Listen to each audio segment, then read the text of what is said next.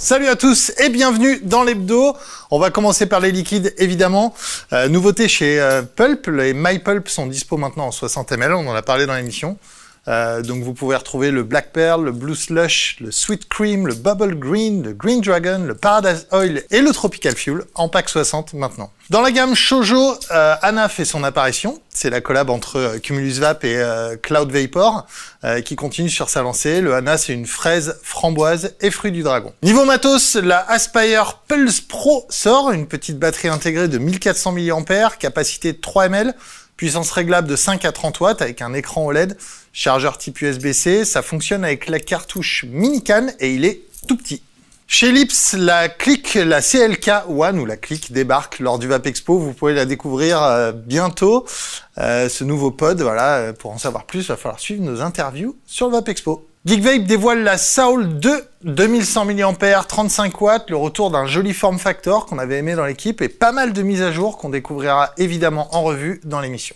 Dans l'actualité maintenant, le 9e e-congrès national sur les addictions, c'est la conférence EADD avec Marion Adler et William Lowenstein qui s'est tenu le mercredi 19 mars 2025. C'était à 11 h avec un focus sur le tabagisme et les solutions.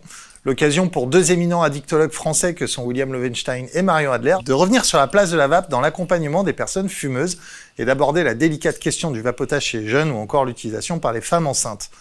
Marion Adler en a profité pour parler de ces dernières.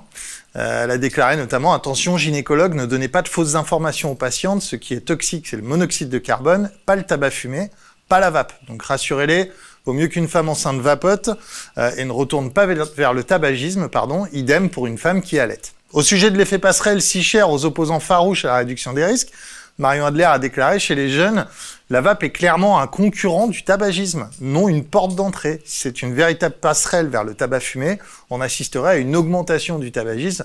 Or, on observe précisément l'inverse. » Enfin, pour les arômes, gardez les arômes dans la vape, s'il vous plaît. C'est ce qui permet de sortir du tabagisme avec plaisir. On a pu mettre de la menthe et des fruits dans les gommes à la nicotine et on s'est aperçu qu'elles étaient bien plus utilisées.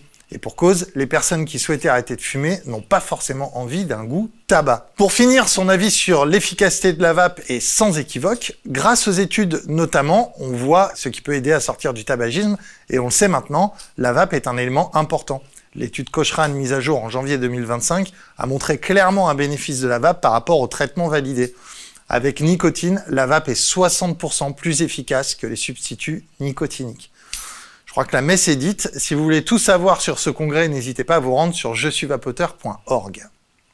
Demain, notre équipe sera au Vape Expo, stand E26. N'hésitez pas à nous rendre visite. Et si vous ne pouvez pas venir, restez branchés sur la chaîne pour ne pas rater une miette du salon. On va finir avec une citation de Henri Janson qui a dit « Le mensonge est comme le tabac et les allumettes, un monopole d'État ». Je vous souhaite un très bon week-end et j'espère vous croiser au Vape Expo. Sinon, on se voit lundi prochain dans l'émission à 22 h comme d'habitude. Merci à tous. Ciao, ciao.